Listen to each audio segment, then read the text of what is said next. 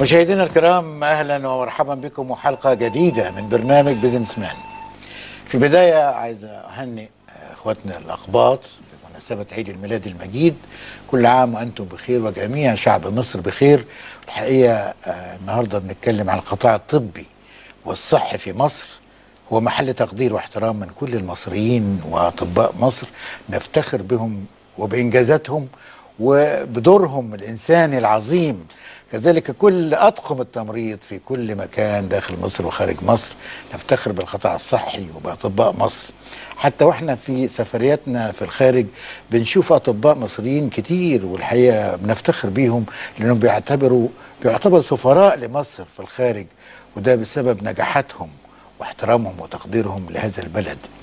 معي في الاستوديو دكتور محمد جمال المصري، أخصائي الأمراض الجلدية والتناسلية، وحاصل على بكالوريوس الطب والجراحة من كلية الطب جامعة المنيا، وحاصل أيضا على ماجستير الأمراض الجلدية والتناسلية من كلية الطب جامعة الفيوم، أيضا عضو الجمعية المصرية لأمراض الذكورة. الحقيقة دكتور محمد من الأطباء الكبار والمتميزين الذين استطاعوا فك الشفرة السرية لكثير من الأمراض الجلدية والتناسلية.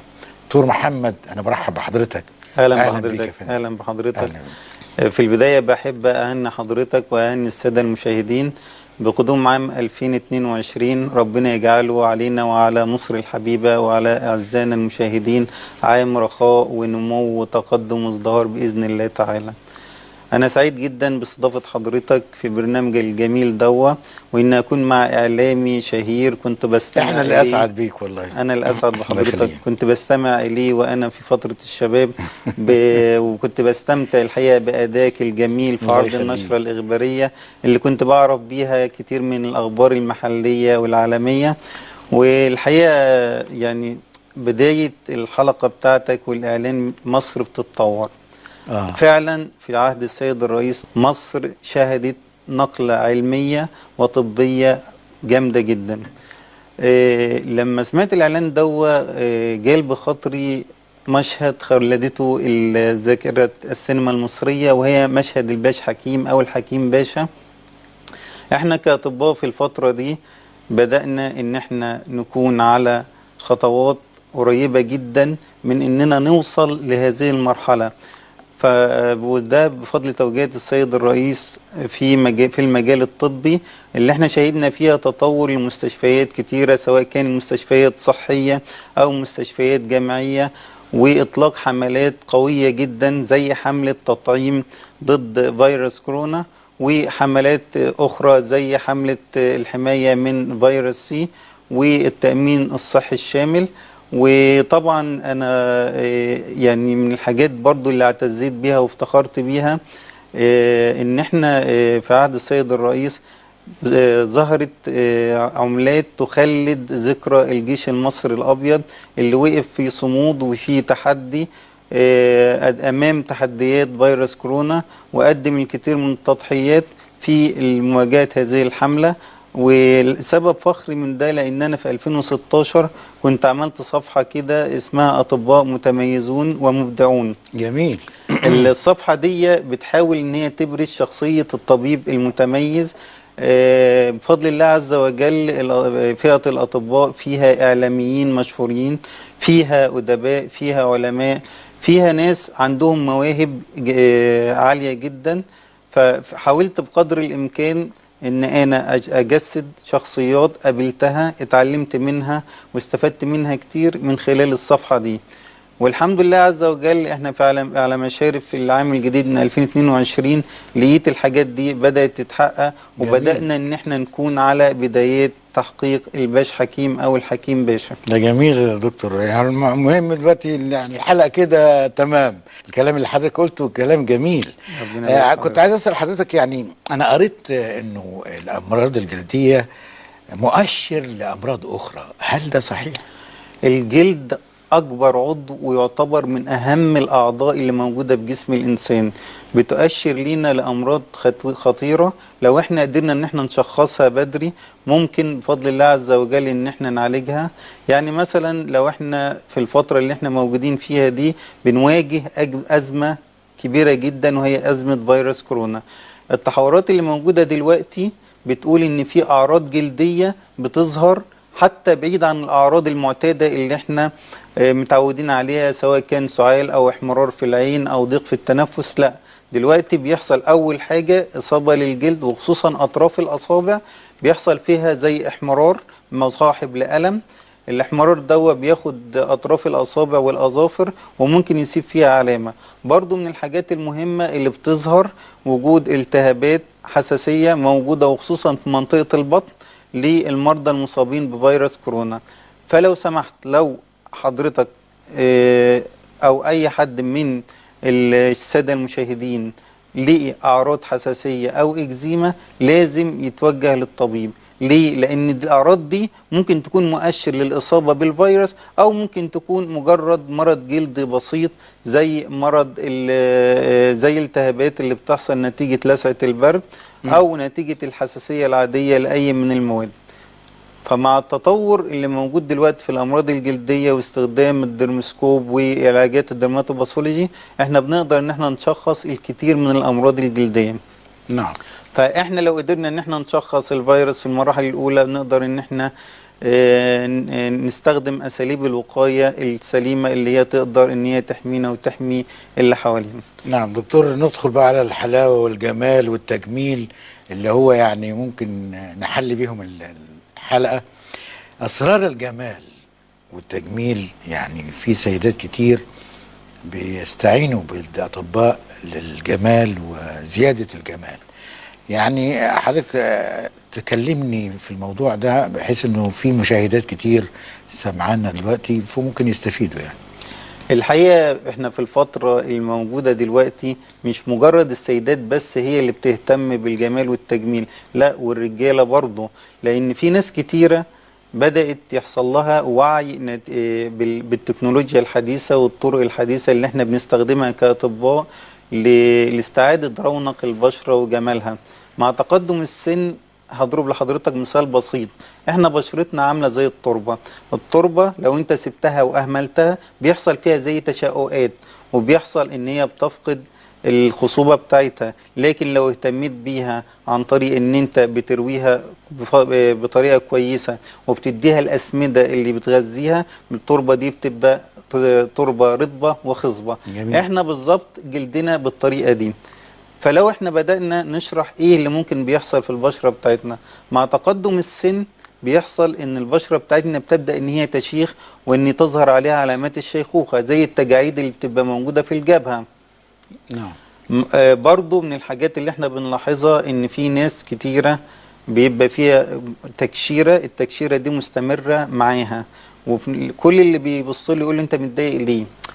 هو اللي بيحصل ان العضلات اللي هي مسؤولة عن كده بيبدأ يحصل فيها انقباض. السحنة هي كده. لا مش السحنة هي كده، احنا بنقدر ان احنا نعدل فيها. ليها علاج يعني برضو مع تقدم السن البشرة بتاعتنا فيها دهون. الدهون دي بتبدأ ان احنا نفقدها عن طريق عوامل الجاذبية، فبتبتدي تظهر تجاويف، وخصوصا التجاويف اللي تحت العين والتجاويف اللي حوالين الفم. نعم. العلم الحديث بدأ يقدم لنا طرق كويسة جدا نقدر ان احنا نعالج بيها ونحل بيها الازمات دي.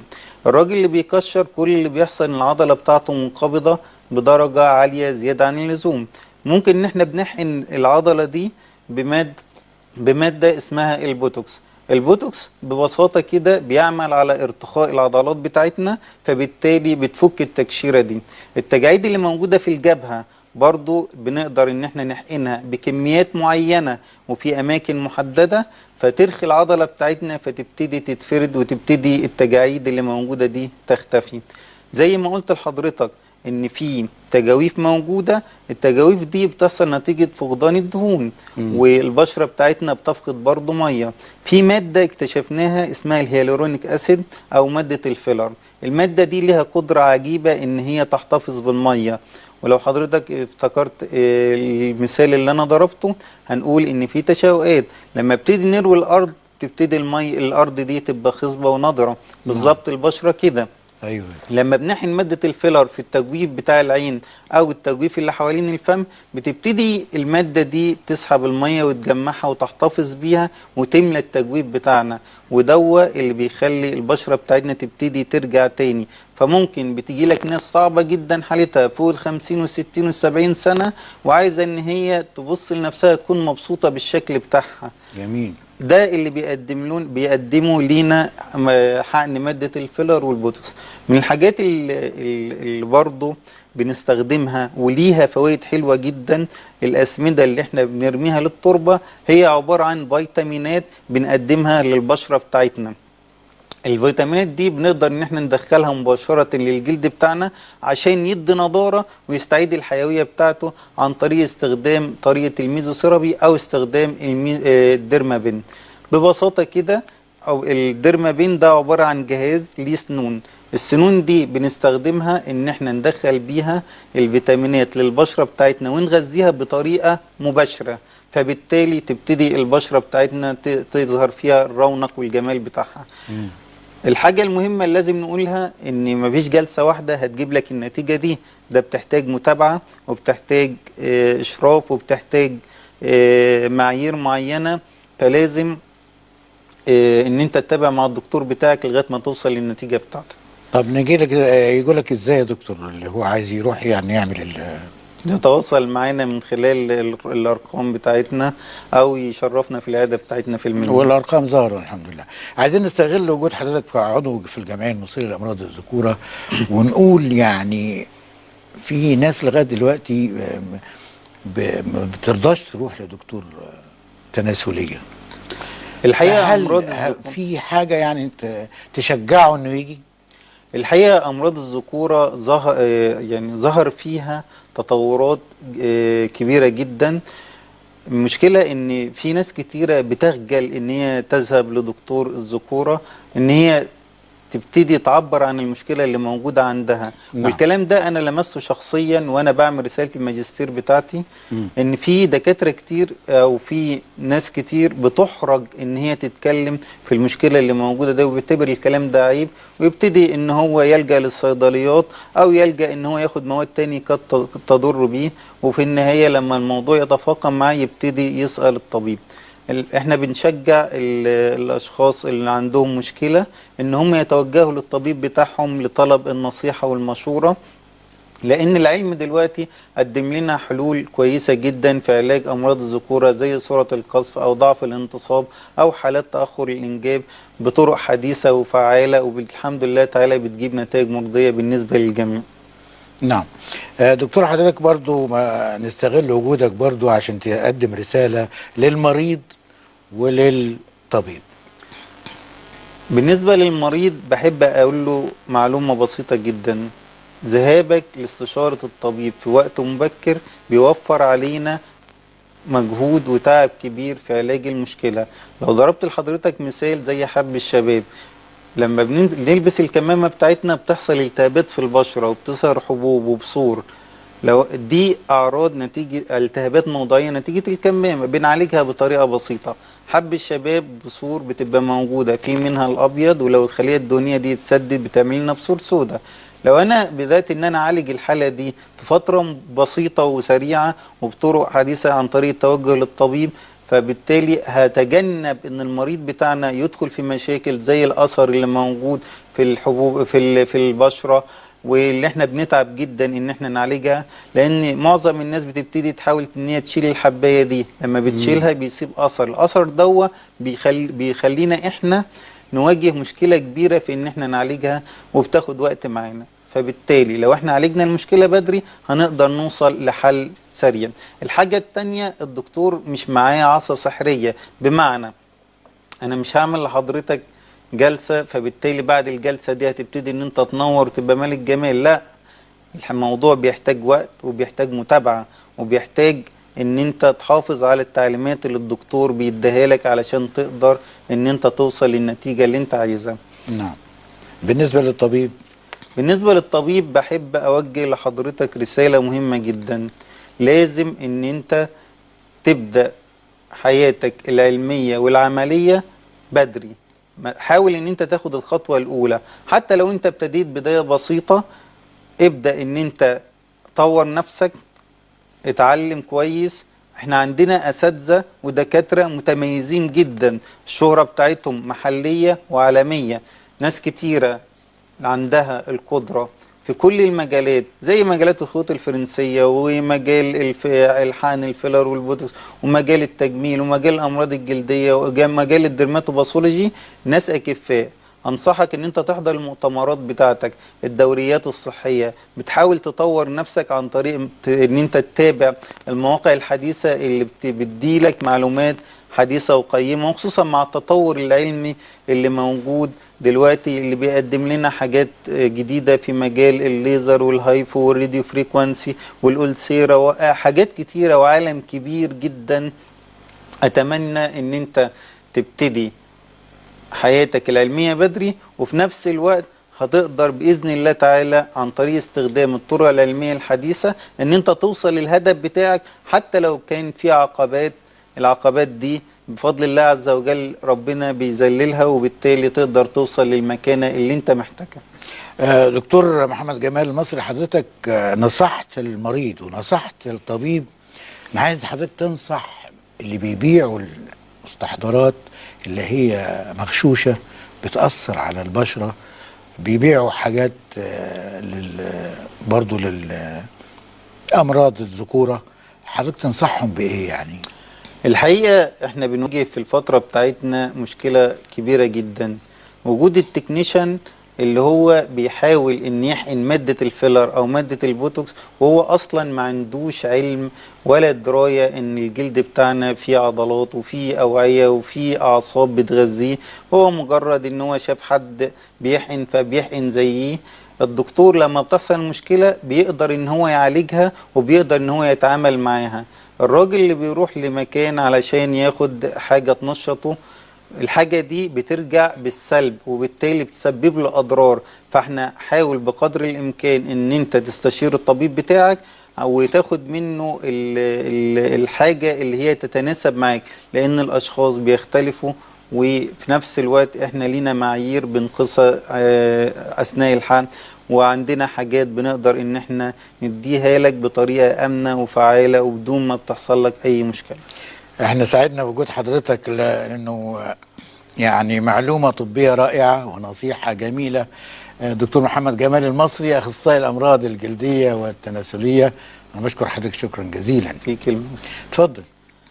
في الحقيقة أنا بحب إن أنا أهدي الحلقة دي لوالدتي العزيزة اللي فضلت مسانداني ووقفت جنبي، ولروح والدي اللي كلماته إلى الآن بتدفعني للنجاح والتطور. وأحب أشكر السيد اللواء أسامة القاضي محافظ المنيا، واللي استجاب لمطالب السادة نواب مجلس الشعب والشورى، واستجاب لطلب نقابة الأطباء في حل أزمة أطباء المنيا. وفي النهاية بحب أوجه رسالة للسيد الرئيس للسيد الرئيس عبد الفتاح السيسي. الرسالة دي بقول له فيها إن حضرتك مديت يد التطور والنماء والرخاء لصعيد مصر. محافظة جميل المنيا من جميل. المحافظات الجميلة اللي اتخذت شعار الجمال، رأس الملكة نفرتيتي، معروفة عالميا.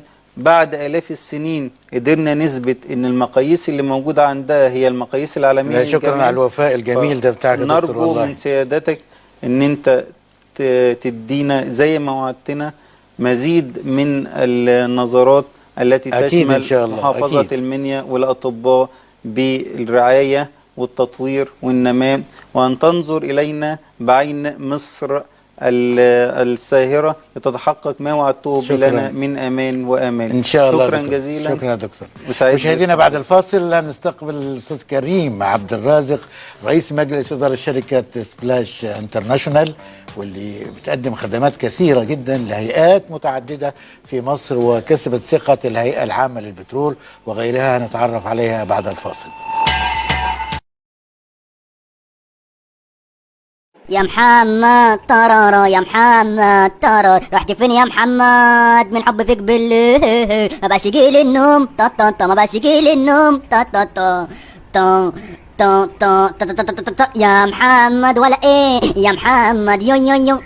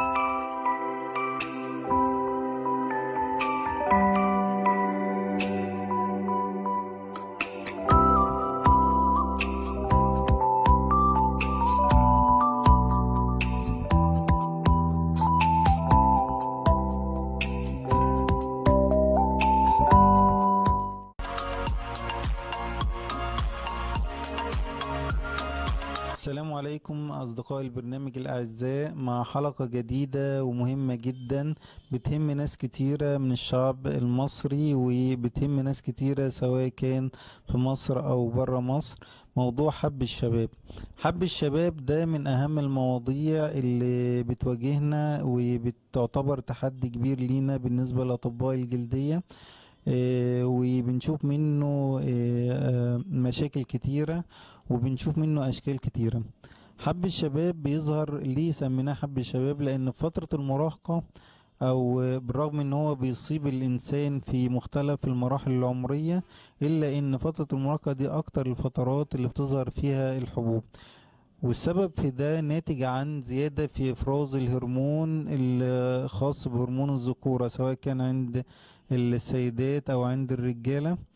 فبيظهر ان مصاحبة زيادة الهرمون ده بيحصل زيادة في نشاط الخلايا الدهنية مع نشاط لبكتيريا اسمها البروبيون بكتيريا. البكتيريا دي بتبدأ ان هي تتحوصل في الخلايا الدهنية، وتبتدي ان هي تنتشر في البشرة. لان احنا بيبقى في عادة خاطئة بنعملها، ان احنا لما بنشوف البثور دي بنحاول ان احنا نشيلها، لان هي بتسبب التهابات شديدة وتآكل وحرقان موجود في الجلد. فده بيخلي المريض حب الشباب بيبتدي ان هو يشيل الحباية دي ظنا منه ان هو هيتخلص منها، وده بيؤدي الى انتشار الحبوب بدرجة كبيرة في البشرة. من الحاجات المهمة ان حب الشباب بينتشر في اوقات معينة، وخصوصا اثناء الدورة الشهرية، او اثناء التعرض للضغط العصبي، او اثناء الفترات المرضية. كل دي من العوامل اللي هي بتحفز حدوث حب الشباب. بالرغم ان هي مشكلة كبيرة جدا، الا انها ليها اكتر من طرق علاج.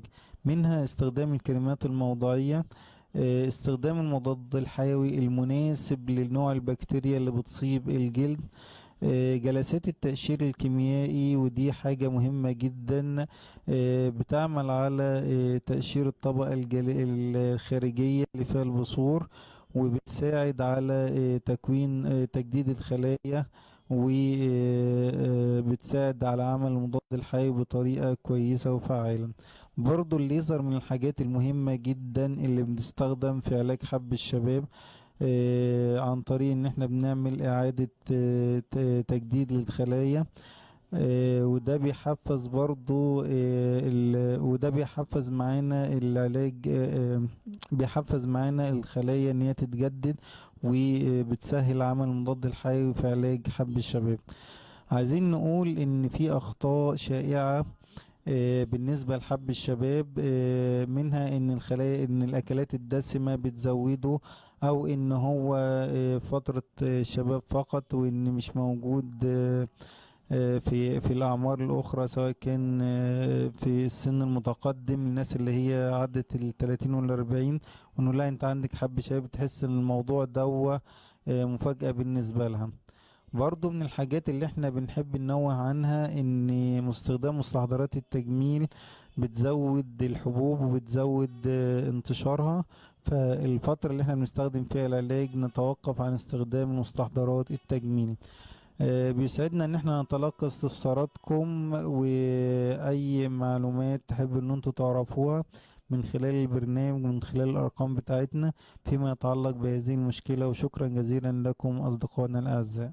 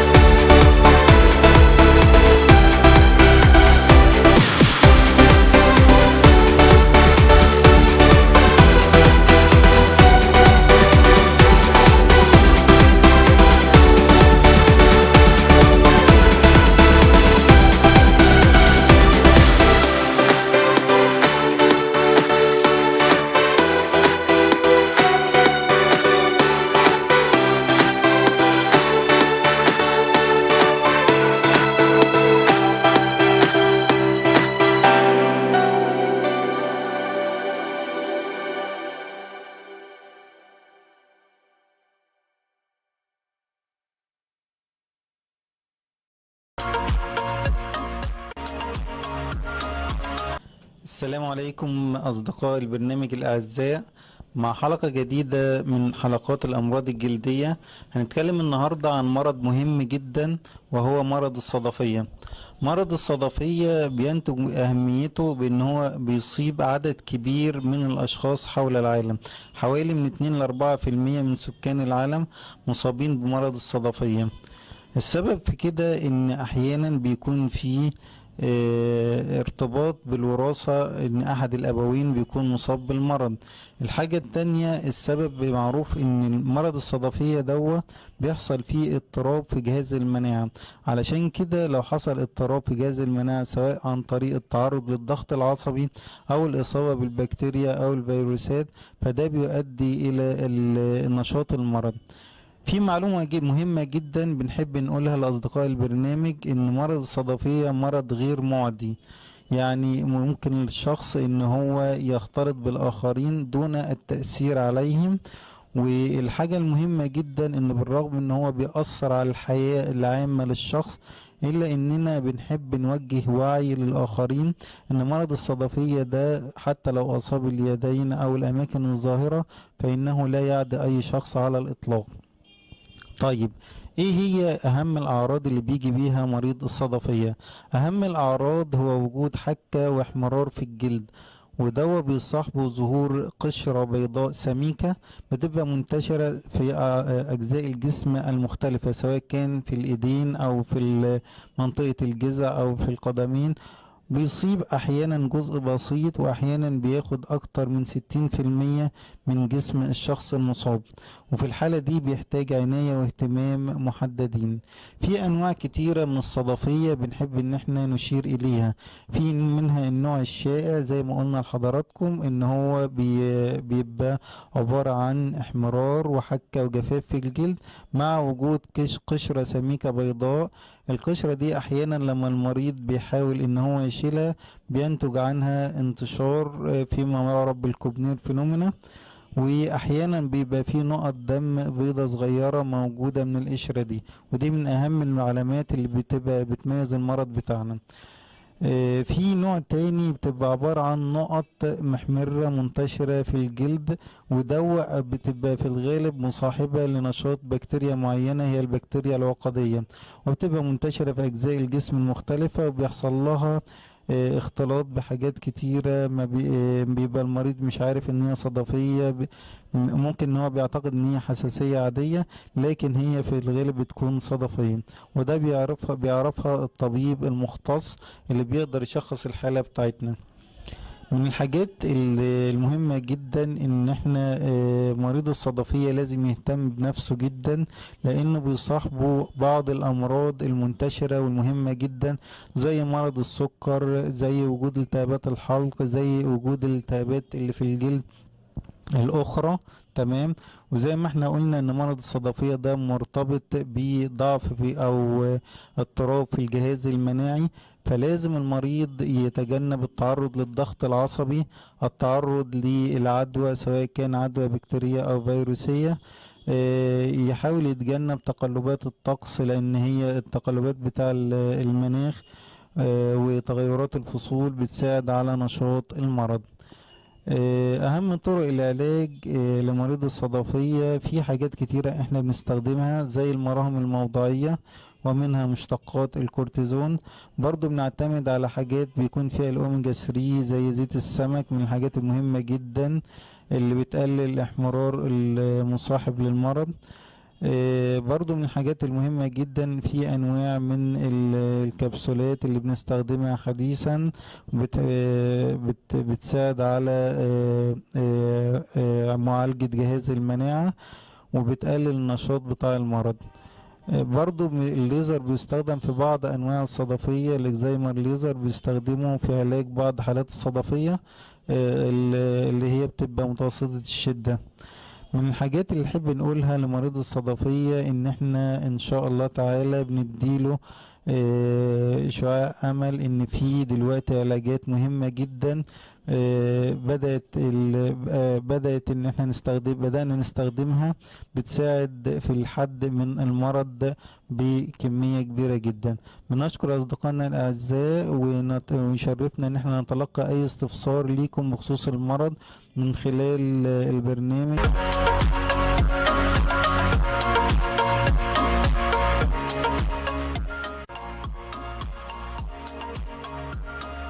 السلام عليكم أصدقاء البرنامج الأعزاء، مع حلقة جديدة وهامة من الأمراض الجلدية.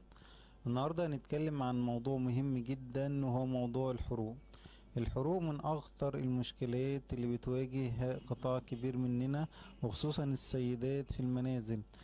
الحروق دي بتنتج نتيجة التعرض للحرارة أو للمس الكهربي أو للمواد الكيماوية المختلفة اللي بتسبب تلف في أنسجة الجلد المختلفة. في أنواع كتيرة للحروق موجودة، منها النوع الشائع وحرق الدرجة الأولى، وده هو من أشهر الحروق اللي موجودة، وخصوصا في ربات البيوت أثناء وهي بتجهز الأكل، بتعرض لمية سخنة أو وإحنا ماشيين في أشعة الشمس الحارة، بتظهر فيه احمرار في الجلد، وده حرق من الدرجة الأولى، بياخد حوالي من أسبوع لأسبوعين، وفي النهاية بيخف بدون ترك أي أثر موجود على الجلد. في حرق تاني اللي هو النوع التاني أو الدرجة التانية.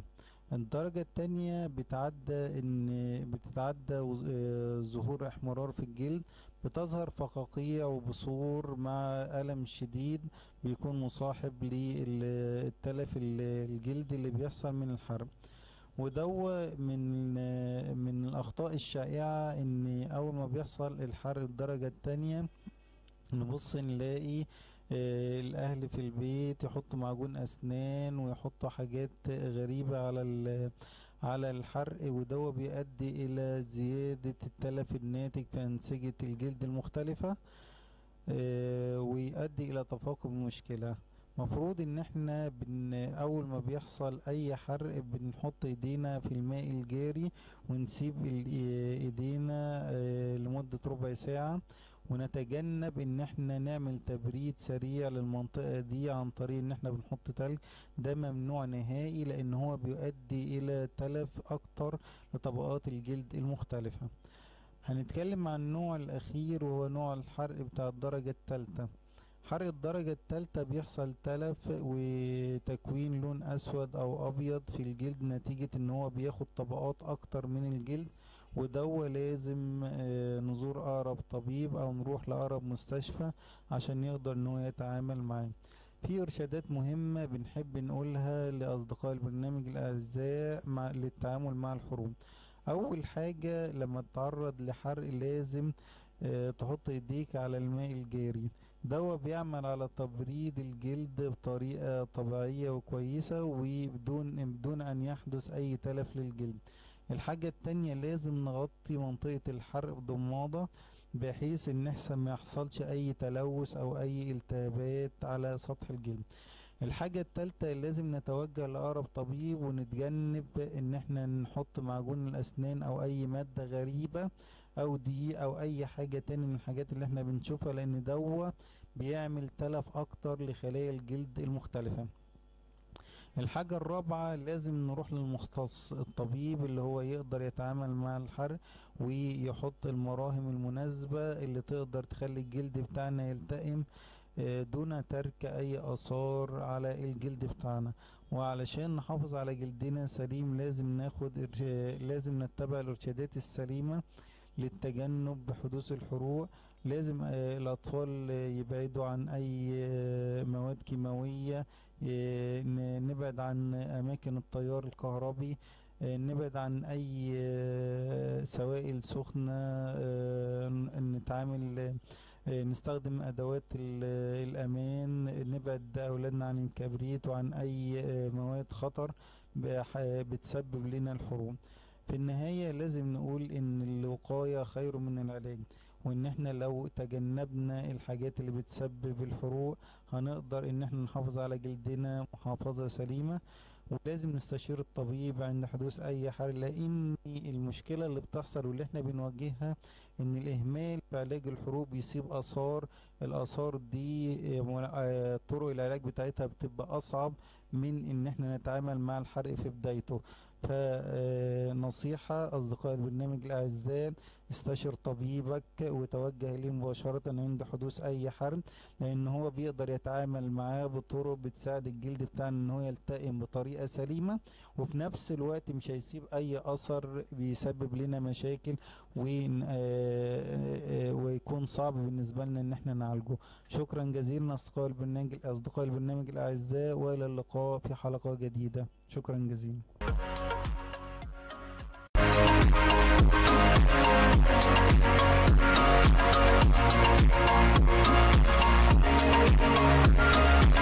السلام عليكم. هنبدأ مع بعض بإذن الله تعالى فقرة طبية جديدة مع الأمراض الجلدية، وهنتكلم عن مرض يعتبر من أهم الأمراض في الأمراض الجلدية، ألا وهو مرض البهاء. مرض البهاء من الأمراض المنتشرة جدا واللي حواليه معتقدات خاطئة وإن المرض دوا معدي. لا، في الحقيقة مرض البهاء دوا ليس مرض معدي إطلاقا. كل المشكلة ان بيبقى فيه خلية مسؤولة عن انتاج الصبغة اللي بتدي لنا اللون، سواء كان الشخص بيظهر باللون ابيض او لون اسمر او لون غامق. ده مسؤول عنه خلية بتفرز مادة اسمها الميلانين. المادة الميلانين دي موجودة في الجلد وفي العين وفي الخلايا العصبية وفي اماكن اخرى، وهي اللي بتدينا اللون بتاعنا، وبتخلي الشخص يفرق في درجة اللون بتاعته حسب توزيع المادة دي في الجلد وحسب انتشارها وحسب النشاط بتاعها. اللي بيحصل في مرض البهاء ان الخلية دي نتيجة خلل في جهاز المناعة او نتيجة عوامل اخرى هي مش محددة بنسبة 100% الى الان، بيحدث ان المنطقة اللي فيها الاصابة بالمرض لا ينتج فيها الميلانين بطريقة مظبوطة، فبالتالي بتظهر في شكل بقعة بيضة موجودة في الجلد، سواء كان في الايد او حوالين العين او حوالين الفم او في الجذع او في القدم او حوالين المناطق التناسلية، ودي اكتر مناطق بتكون مشهورة فيها. طيب، السبب الرئيسي ان الخلية دي ما بتفرزش مادة الميلانين ايه؟ العلماء رجحوا ان في اكتر من سبب. في حاجة مرتبط بعامل الوراثة، لانه لقيوا ان في بعض العائلات موجود فيها المرض ومنتشر بين افرادها. الحاجة التانية بيقولوا ان هو ممكن يكون في خلل في جهاز المناعة بيهاجم الخلايا المسؤولة عن مادة الميلانين، فبالتالي ما بيحصلش انتاج ليها وبتظهر البقعة البيضة دي اللي بتبقى موجودة للشخص. طيب، في اسباب تانية في عدة اسباب اخرى بس دي اهم الاسباب. طب مرض البهاء في منه انواع؟ ايوه، انواعه فيه اللي هو الشائع ان احنا بنلاقي فيه بقعة بيضة موجودة في الجلد، وده كل المشكلة اللي موجودة عند المريض، مع انه ممكن يكون في صحة جيدة وما عندوش اي مشاكل صحية، بس كل المشكلة اللي موجودة البقعة دي هي اللي بتضايقه. طبعا في معتقد ان شائع بين الناس ان البقعة دي معدية وان اول ما المسه هتعدي. لا، الكلام ده كله غلط. ليه؟ مفيش اي عدوى بتحصل من مريض البهاء، لكن مش كل بقعة بيضة بتكون بهاء. ازاي؟ في حاجات تانية بتسبب البقعة البيضة دي، منها واشهر حاجة التينيا من الحاجات المشهورة جدا اللي بتسبب بقعة بيضاء، وهي دي فعلا اللي بتبقى فيها عدوى من شخص لشخص. او غير التينيا ممكن يكون في حاجة تانية زي النخالة البيضاء، في حاجات اكتر من حاجة بتسبب اللون الابيض. فيتوجب علينا لما نلاقي في بقعة بيضاء في الجلد ان احنا نستشير الطبيب بتاعنا، لان دلوقتي في اكتر من طريقة للعلاج ممكن نستخدمها وبتجيب نتائج ممتازة جدا في حالة المرض ده.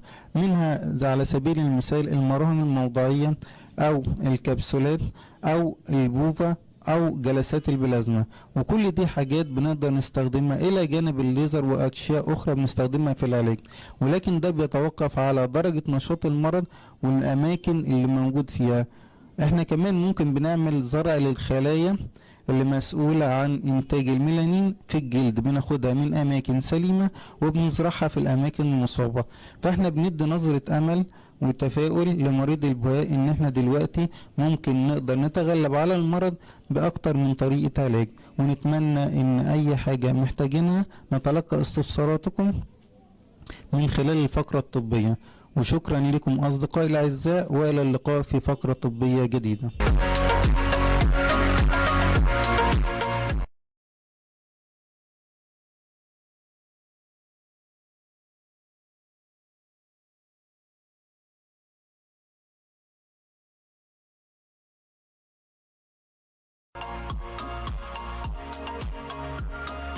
السلام عليكم أصدقاء البرنامج الأعزاء، مع حلقة جديدة وهامة من الأمراض الجلدية. النهاردة هنتكلم عن موضوع مهم جدا، وهو موضوع الحروق. الحروق من أخطر المشكلات اللي بتواجه قطاع كبير مننا، وخصوصا السيدات في المنازل. الحروق دي بتنتج نتيجة التعرض للحرارة أو للمس الكهربي أو للمواد الكيماوية المختلفة اللي بتسبب تلف في أنسجة الجلد المختلفة. في أنواع كتيرة للحروق موجودة، منها النوع الشائع وحرق الدرجة الأولى، وده هو من أشهر الحروق اللي موجودة، وخصوصا في ربات البيوت أثناء وهي بتجهز الأكل، بتعرض لمية سخنة أو وإحنا ماشيين في أشعة الشمس الحارة، بتظهر فيه احمرار في الجلد، وده حرق من الدرجة الأولى، بياخد حوالي من أسبوع لأسبوعين، وفي النهاية بيخف بدون ترك أي أثر موجود على الجلد. في حرق تاني اللي هو النوع التاني أو الدرجة التانية. الدرجة التانية بتتعدى ظهور احمرار في الجلد، بتظهر فقاقيع وبثور مع ألم شديد بيكون مصاحب للتلف الجلدي اللي بيحصل من الحرق. ودوا من الأخطاء الشائعة إن أول ما بيحصل الحرق الدرجة التانية نبص نلاقي الأهل في البيت يحطوا معجون أسنان ويحطوا حاجات غريبة على الحرق، وده بيؤدي إلى زيادة التلف الناتج في أنسجة الجلد المختلفة، ويؤدي إلى تفاقم المشكلة. مفروض ان احنا اول ما بيحصل اي حرق بنحط ايدينا في الماء الجاري، ونسيب ايدينا لمدة ربع ساعة، ونتجنب ان احنا نعمل تبريد سريع للمنطقة دي عن طريق ان احنا بنحط تلج. ده ممنوع نهائي، لان هو بيؤدي الى تلف اكتر لطبقات الجلد المختلفة. هنتكلم عن النوع الاخير، وهو نوع الحرق بتاع الدرجة الثالثة. حرق الدرجة الثالثة بيحصل تلف وتكوين لون اسود او ابيض في الجلد، نتيجة ان هو بياخد طبقات اكتر من الجلد، وده لازم نزور اقرب طبيب او نروح لاقرب مستشفى عشان يقدر ان هو يتعامل معاه. في ارشادات مهمة بنحب نقولها لاصدقاء البرنامج الاعزاء للتعامل مع الحروق. اول حاجة لما تتعرض لحرق لازم تحط ايديك على الماء الجاري، ده بيعمل على تبريد الجلد بطريقة طبيعية وكويسة وبدون ان يحدث اي تلف للجلد. الحاجة التانية لازم نغطي منطقة الحرق بضمادة، بحيث ان احسن ما يحصلش اي تلوث او اي التهابات على سطح الجلد. الحاجة التالتة لازم نتوجه لأقرب طبيب، ونتجنب ان احنا نحط معجون الاسنان او اي مادة غريبة او دقيق او اي حاجة تاني من الحاجات اللي احنا بنشوفها، لان ده بيعمل تلف اكتر لخلايا الجلد المختلفة. الحاجة الرابعة لازم نروح للمختص، الطبيب اللي هو يقدر يتعامل مع الحرق ويحط المراهم المناسبة اللي تقدر تخلي الجلد بتاعنا يلتئم دون ترك اي اثار على الجلد بتاعنا. وعلشان نحافظ على جلدنا سليم لازم نتبع الارشادات السليمة للتجنب حدوث الحروق. لازم الأطفال يبعدوا عن أي مواد كيماوية، نبعد عن أماكن التيار الكهربي، نبعد عن أي سوائل سخنة، نتعامل نستخدم أدوات الأمان، نبعد أولادنا عن الكبريت وعن أي مواد خطر بتسبب لنا الحروق. في النهاية لازم نقول ان الوقاية خير من العلاج، وان احنا لو تجنبنا الحاجات اللي بتسبب الحروق هنقدر ان احنا نحافظ على جلدنا محافظة سليمة. ولازم نستشير الطبيب عند حدوث اي حرق، لان المشكلة اللي بتحصل واللي احنا بنواجهها ان الاهمال في علاج الحروق بيسيب اثار.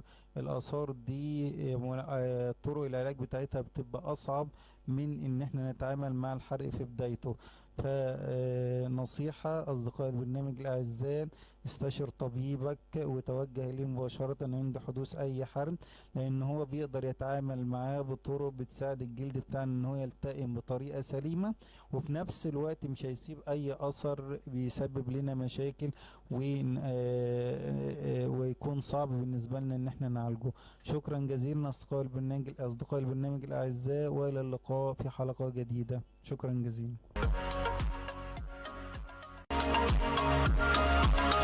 السلام عليكم أصدقاء البرنامج الأعزاء، مع حلقة جديدة من حلقات الأمراض الجلدية. هنتكلم النهاردة عن مرض مهم جدا وهو مرض الصدفية. مرض الصدفية بينتج أهميته بأن هو بيصيب عدد كبير من الأشخاص حول العالم، حوالي من 2 ل 4% من سكان العالم مصابين بمرض الصدفية. السبب في كده ان احيانا بيكون في ارتباط بالوراثة، ان احد الابوين بيكون مصاب بالمرض. الحاجة التانية، السبب معروف ان مرض الصدفية بيحصل فيه اضطراب في جهاز المناعة.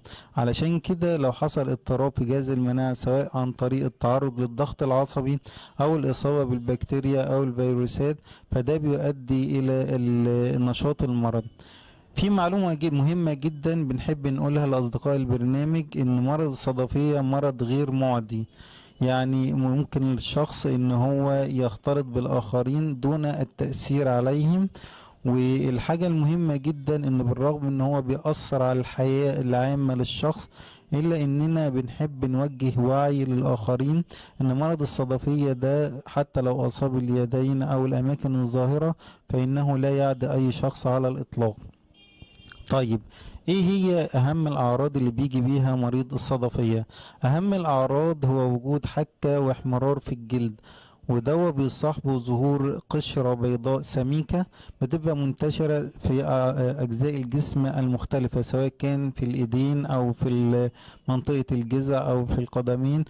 بيصيب احيانا جزء بسيط واحيانا بياخد اكتر من 60% من جسم الشخص المصاب، وفي الحالة دي بيحتاج عناية واهتمام محددين.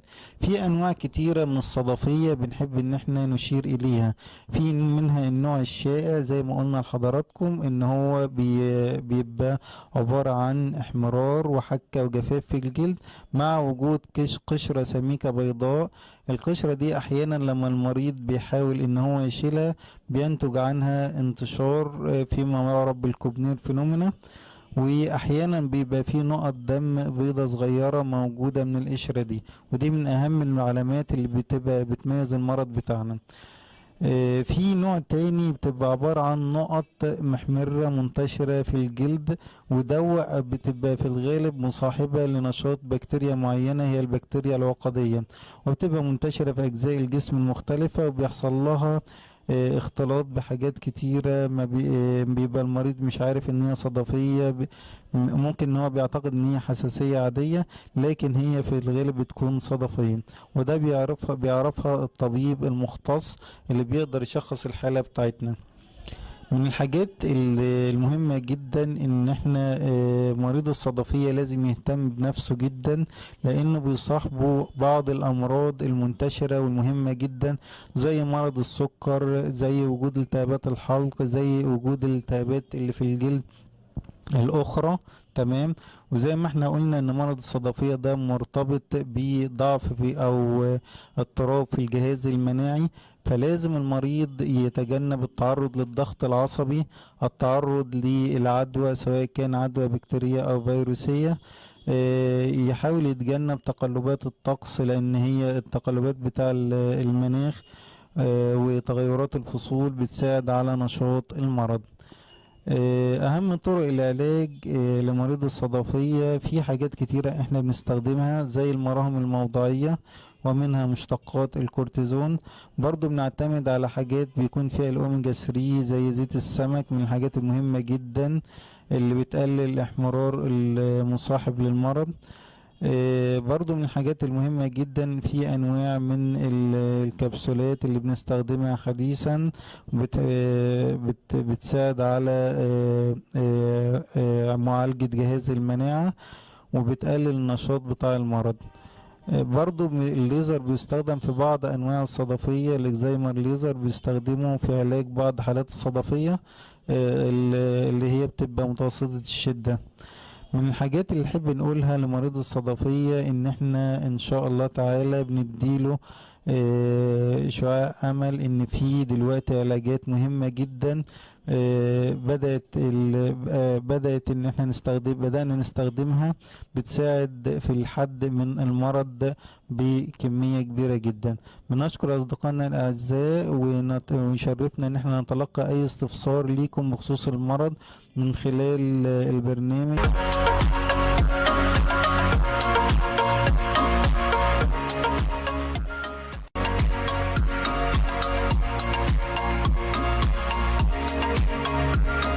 السلام عليكم أصدقاء البرنامج الأعزاء، مع فقرة طبية جديدة وهنتكلم عن موضوع مهم جدا وهو موضوع لسعة البرد.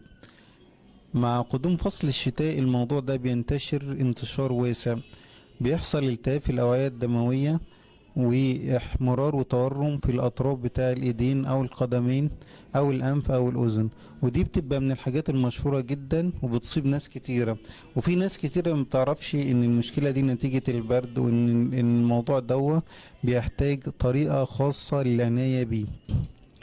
طيب إيه اللي احنا مفروض نعمله عشان نقدر نتجنب لسعة البرد؟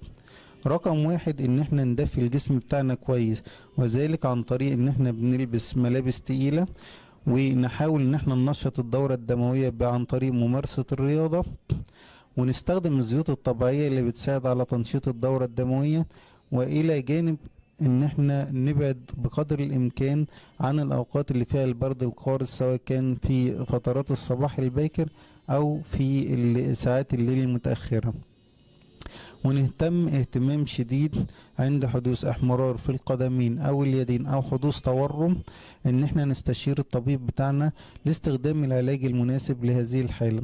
هو معروف ان الحالة دي مع بداية ان الجو يدفى شوية او ان يحصل تغير في في فصل الشتاء ويبتدي ان هو نودع الشتاء، الامور دي بتتحسن تحسن شديد جدا. لكن احنا الفترة اللي فيها الشتاء لازم نتبع التعليمات اللي احنا ذكرناها عشان نتجنب ان يحصل اي مشكلة لايدينا او رجلينا. وهنتكلم دلوقتي برضو عن موضوع مهم جدا مرتبط بلسعة البرد، الا وهو الاكزيما او الحساسية. الاكزيما والحساسية من الامراض الجلدية المنتشرة جدا واللي بتصيب ناس كتيرة، بيصاحبها وجود جفاف في الجلد، حكة شديدة، وجود بعض القشور في الجلد، ده لما بتكون مزمنة. اسباب الحساسية بتكون اسباب كتيرة جدا، ممكن تكون تغيرات الفصول والتعرض لحبوب اللقاح، بعض الأطعمة اللي بتؤدي إلى ذلك، وبعض الأدوية اللي بتسبب حساسية. لازم بقدر الإمكان نتجنب الأسباب اللي هي بتسبب الحساسية دي علشان نقدر إن احنا نتجنب المرض. ودي من أهم الحاجات، إن الوقاية هنا في الوقاية في الأسباب اللي بتؤدي لوجود الحساسية أهم بكتير من إن احنا نعالجها. العلاج بيعتمد بشكل كبير على مجموعة من الأدوية زي مضادات الهستامين أو مشتقات الكورتيزون اللي بتساعد على تقليل أعراض الإصابة بالحساسية زي الحكة والإحمرار. في وجود أي حساسية لازم إن احنا نستشير طبيبنا بسرعة عشان نقدر إن احنا نتدخل للقضاء على هذا المرض. زي ما ذكرنا ان في فصل الشتاء بيزداد جفاف البشرة وبيزداد التشققات اللي بتحصل سواء كان في اليدين او القدمين، فعلشان كده لازم نهتم ببعض الحاجات والنصايح اللي بتجنب التشققات اللي بتحصل دي، واللي بتجنب بيها ايضا حدوث جفاف في الجلد. اهم النصايح دي ان احنا نشرب كمية كبيرة من السوائل اللي بتساعد على ترطيب البشرة، وخصوصا السوائل الدافية في فصل الشتاء. رقم 2، انصحكم باستخدام الزيوت الطبيعية زي زيت جوز الهند وزيت اللوز، واستخدام الفازلين الطبي اللي بيعمل على حماية البشرة من التشققات. من الحاجات المهمة جدا ان احنا نحافظ على تدفئة اليدين والقدمين، وخصوصا في اوقات البرد الشديدة. بكده نقدر نحافظ على البشرة بتاعتنا آمنة وسليمة. الحاجة التانية ان بعض الناس اللي عندهم حساسية لازم يتجنبوا التعرض للكلور والتعرض للمواد التي تساعد على تهيج الجلد، زي الاريال والبرسيل والحاجات اللي فيها منظفات صناعية. كل دي حاجات لازم ان احنا نتجنبها عشان نقدر نحافظ على البشرة بتاعتنا ونحافظ على الجلد بتاعنا. وإلى اللقاء في فقرة طبية جديدة. شكرا لكم أصدقائي الأعزاء.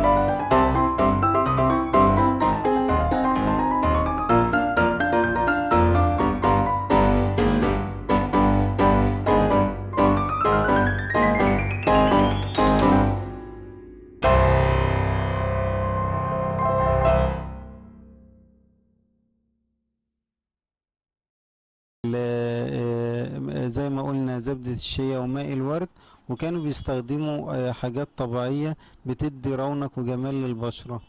الحاجات دي دلوقتي بعد ما العلماء اكتشفوها خلوها تدخل في معظم منتجات التجميل ومستحضرات التجميل.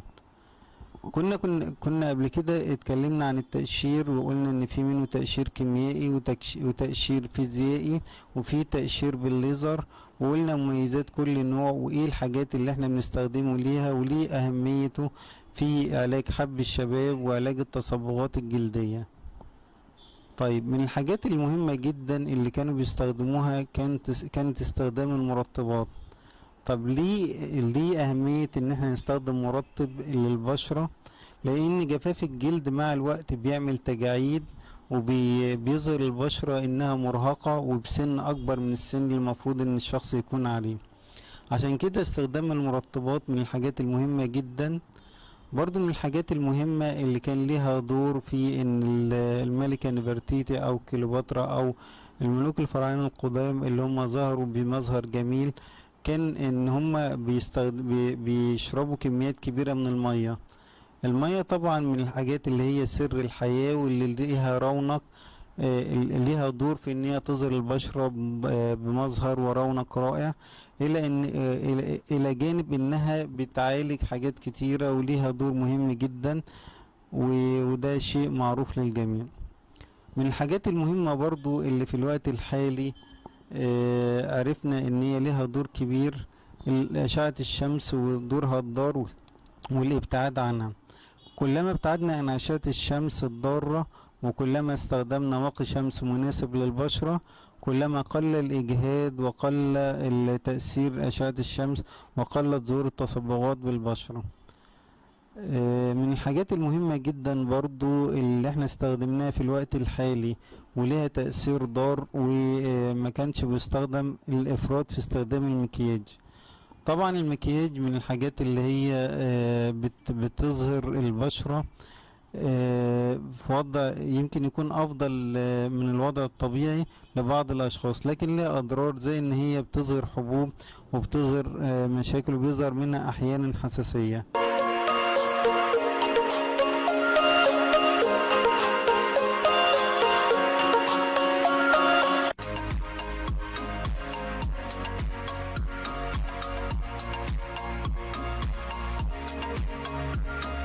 السلام عليكم أصدقائنا الأعزاء، مع فقرة طبية جديدة هنتكلم فيها عن أسرار الجمال. هنعرف فيها إيه الحاجات اللي ممكن نستخدمها عشان نستعيد للبشرة نضارتها وشكلها الشاب الجميل. الفراعنة كان هم أول ناس بدأوا يدوروا على الجمال، وده كان معروف بالنقش الفرعوني القديم اللي كان موجود سواء كان للملكة كليوباترا أو الملكة نفرتيتي، اللي بيستخدموا اللي معروف لكل العالم ان المصريين كانوا اول ناس استخدموا اللبن كتقشير للبشرة ولاستعادة نضارتها. في اكتر من حاجة بنستخدمها لعلاج التجاعيد اللي في البشرة وعلامات تقدم السن، سواء كان عن طريق استخدام الفيلر او البوتوكس او استخدام الميزوثيرابي، ودي تعتبر من الطرق الحديثة اللي بتساعدنا ان احنا نحافظ على البشرة بتاعتنا وعلى منظرها الشاب بدون اي تجاعيد وبدون اي مشكلة. مع تقدم السن بنفقد مادتين مهمين جدا، مادة الكولاجين ومادة الإلاستين، ودوا اللي بيساعد ان البشرة بتاعتنا بتظهر مترهلة وفيها خطوط تعبيرية او وجود فراغات موجودة في الوش، او بتظهر البشرة بتاعتنا كشكل نحيف، وده شكل بيأرق ناس كتيرة مننا. احنا بنقدم لكم الحل ده بيعتبر من الحاجات الجميلة جدا اللي بتساعد ان احنا بنرجع تاني للبشرة الجميلة النضرة اللامعة بدون اي مشكلة. هنتكلم مع بعض عن حاجة مهمة جدا وهي الميزوثيرابي. الميزوثيرابي ده عبارة عن مادة بنستخدمها بتتحقن في طبقة الميزوديرم، ودي الطبقة المتوسطة من الجلد بنحقن فيها المواد دي بتحفز خروج مادة اسمها الكولاجين، ودي بتدي للبشرة نضارة وبريق ولمعان. من الحاجات المهمة جدا اللي بنستخدمها برضو البوتوكس، والبوتوكس ده عبارة عن بروتين بيساعد على ارتخاء العضلات، فبيحسن بكتير جدا الخطوط التعبيرية اللي موجودة في الجبهة او حوالين العين، عن طريق ان احنا بنحقن المادة دي بطريقة معينة، فبتساعد على ارتخاء عضلات الجبهة والعضلات اللي بتشد البشرة، فبالتالي بدل ما بتظهر ان البشرة بتاعتنا مترهلة ومجعدة بتظهر كأنها مشدودة وشابة وسليمة. من الحاجات المهمة برضو اللي احنا بنقدر ان احنا نستخدمها الفيلر او الهيالورونيك اسيد، وده عبارة عن مادة لها القدرة على امتصاص الماء والتمدد، فبالتالي احنا بنستخدمها في اي تجاويف موجودة سواء كان حوالين العين او في الوجنة، او لو احنا حبينا ان احنا نجمل بيها الجفاه او الشفايف او المناطق حوالين العين وعلاج السواد اللي موجود حوالين العين. يعتبر الفيلر من الحاجات المهمة جدا واللي بتقعد من حوالي 9 شهور الى سنة كاملة في البشرة، بتساعد ان البشرة تظهر بمظهر كويس جدا بدون اي تجاويف، وبتساعد ان تبان بشرة صحية وسليمة. في اكتر من طريقة بنستخدمها لعلاج علامات تقدم السن، بس كل حاجة بتحتاج ان احنا نعرف اولا نوع البشرة اللي احنا نستخدم معاها ومدى قابليتها، والطرق الجميلة الطرق الحديثة اللي احنا نستخدمها واللي تناسب كل بشرة، ودوا بيتحدد عن طريق الطبيب المعالج بالنسبة لحضرتك. فبالتالي لو انت محتاج ان انت ترجع تاني للشكل الطبيعي الجميل المبهج دوت، دلوقتي ما بقاش حاجة صعبة، لان احنا بنقدر نعملها بطرق آمنة وحديثة وبدون اي مشكلة. والى اللقاء مع فقرة طبية جديدة، وشكرا لكم اصدقائي الاعزاء. I don't ever slow up, no I don't take shit. I got no love for the fakeness. If you wanna play tough and wanna hate this, I'll always show up. I don't ever slow up, no I don't take shit. I got no love for the fakeness. If you wanna play tough and wanna hate this, I'll always show up and make a statement. I don't ever slow up, no I don't take shit. I got no love for the fakeness. If you wanna play tough and wanna hate this, I'll always show up and make a statement. Everything I do so instinctive and so passionate. Every word I move so descriptive like an adjective. I got a vendetta against people who patented being negative when you should be getting after it. I got facts over tracks, this and that. Spitting slow, spitting fast. I could roast, I could gas. Think I'm okay at last, but I don't know if that can erase all the past. And the pettiness, a reflection of the emptiness. Hilarious, you think you're worth my time, you're delirious. Mysterious, because you hide behind a fake exterior. Inferior, you know I'll always be a bit superior. Get off of me, this ain't no humble brag. I want you to hear words, you can say them back. I want you to feel free from the chains at last, and to believe in what you got, it was built to last, yeah. Now that I've been put through hell, I never got anyone's help. I had to do it all myself. I don't ever slow up, no I don't take shit. I got no love for the fakeness. If you wanna play tough and wanna hate this, I'll always show up and make a statement. I don't ever slow up, no I don't take shit. I got no love for the fakeness. If you wanna play tough and wanna hate this, I'll always show up and make a statement. Gonna learn the consequence of being incompetent. Mental health is confidence, dreams and some honestness. I'm not here to save the day, that's for you to take away. I could play a million mind games, but instead I say something not illogical, something that is topical. Rub it on and watch it go, make yourself unstoppable. Dreams are irresponsible, but they're always possible. If you just believe, you could be so remarkable. Thoughts in my head, a collage and they spread. I'll be great one day, going off of my meds. No, I'm not giving up, no, I'm not giving in. I will make it to the top, taking off in the wind. I gotta make it, I'm saving every day to taste it. I'm patient, but my mind, it can hardly take it. I'm chasing a dream that I've had for several ages. A vacant, modern kingdom for the taking. Now that I've been put through hell, I never got anyone's help. I had to do it all myself.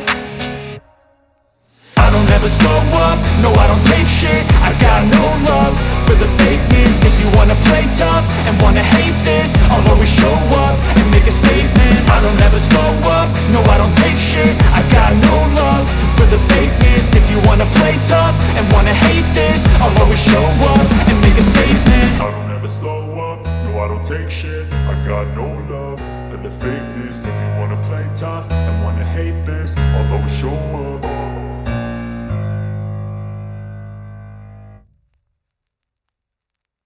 التينيا من الحاجات المشهورة جدا اللي بتسبب بقع بيضاء، وهي دي فعلا اللي بتبقى فيها عدوى من شخص لشخص. او غير التينيا ممكن يكون في حاجة تانية زي النخالة البيضاء، في حاجات اكتر من حاجة بتسبب اللون الابيض. فيتوجب علينا لما نلاقي في بقع بيضاء في الجلد ان احنا نستشير الطبيب بتاعنا، لان دلوقتي في اكتر من طريقة للعلاج ممكن نستخدمها وبتجيب نتائج ممتازة جدا في حالة المرض ده. منها على سبيل المثال المراهم الموضعية او الكبسولات او البوفا او جلسات البلازما، وكل دي حاجات بنقدر نستخدمها الى جانب الليزر واشياء اخرى بنستخدمها في العلاج، ولكن ده بيتوقف على درجة نشاط المرض والاماكن اللي موجود فيها. احنا كمان ممكن بنعمل زرع للخلايا اللي مسؤولة عن انتاج الميلانين في الجلد، بناخدها من اماكن سليمة وبنزرعها في الاماكن المصابة. فاحنا بندي نظرة امل وتفاؤل لمريض البهاء ان احنا دلوقتي ممكن نقدر نتغلب على المرض باكتر من طريقة علاج. ونتمنى ان اي حاجة محتاجينها نتلقى استفساراتكم من خلال الفقرة الطبية. وشكرا لكم اصدقائي الاعزاء، والى اللقاء في فقرة طبية جديدة. بما اننا زي ما قلنا ولسه في باقي الاخبار الطبيه، لكن هناخد فاصل قصير من خلال التقرير الصحي. زي ما وعدناكم في الاسبوع اللي فات ان احنا تكون معانا بعض التقارير في الفتره اللي جايه وخاصه بالجلديه او الامراض الجلديه. النهارده تقريرنا الصحي مشاهدينا هنتكلم على حب الشباب، ويمكن ولادنا في سن معين كده من سن 13 مثلا نبتدي نشوف ظهور لحب الشباب. طيب البعض بيقول هي فتره وتعدي، والبعض يقول لازم اللجوء للطبيب. حب الشباب ليه اعراض، ليه علاج، ويمكن هي مشكله مؤرقه لكثير من الاسر لو ما تعاملتش معاها بطريقه صحيحه. النهارده هنتابع مع الدكتور محمد جمال المصري استشاري الامراض الجلديه والتناسليه والتجميل بالليزر عن قضيه حب الشباب او قصه حب الشباب من خلال هذا التقرير، ونرجع نكمل حواراتنا معاكم، فابقوا معنا وتابعونا.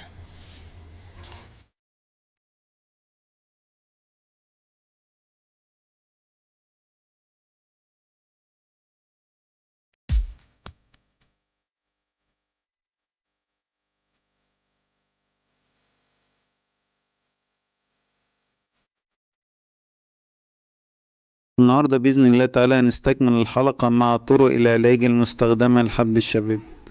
زي ما احنا قلنا ان حب الشباب في منه النوع البسيط السهل اللي احنا بنستخدم له كريمات موضعية او بنستخدم له المضاد الحيوي المناسب لنوع البكتيريا المسببة لحب الشباب، او بنستخدم حاجات بتقلل افراز الغدد الصبغية او اللي بتسبب الحبوب دي. وفي منها النوع المتوسط والنوع الشديد. من اهم طرق العلاج اللي احنا بنستخدمها لحب الشباب في حاجات موضعية زي المس او الكريم الموضعي، وهدفه ان هو يقضي على البكتيريا المسببة لحب الشباب، او بنستخدم المواد دي بتقلل افراز الغدد الصمغية وتعمل على تجفيف الدهون، فبالتالي بتقلل ظهور الحبوب واختفائها. من الحاجات المهمة جدا اللي احنا بنستخدمها في علاج حب الشباب الليزر. الليزر من التقنيات الحديثة اللي هي بتستخدم لعلاج الحبوب عن طريق ان هو بيزيل الطبقة الصمغية اللي فيها الحبوب، وبيساعد ان العلاج بتاعنا يشتغل بطريقة سريعة. برضو من الحاجات المهمة ان هو بيحفز مادة الكولاجين ويعمل على تجديد الخلايا، فبالتالي بيساعد كتير في ان المشكلة تتحل في وقت قليل. من الحاجات المهمة جدا وتقنية حديثة وفعالة في علاج حب الشباب استخدام التقشير الكيميائي عن طريق استخدام حمض السلسليك اسيد، ودوا بيعمل على تقشير الطبقة السطحية اللي فيها الحبوب، وبالتالي بيسهل عمل المضاد الحيوي وبيسهل علاج المشكلة بتاعتنا. برضو من الحاجات المهمة اللي بيستخدمها الليزر والتقشير بنستخدمه في علاج الحفر او الاثار الناتجة عن حب الشباب، واللي بتأرق ناس كتير، والبعض بيعتقد ان هي ملهاش حل. لكن الحمد لله تعالى باستخدام تقنية الليزر والتقشير قدرنا ان احنا نعالج حالات كتيرة كان من الصعب ان احنا نعالجها.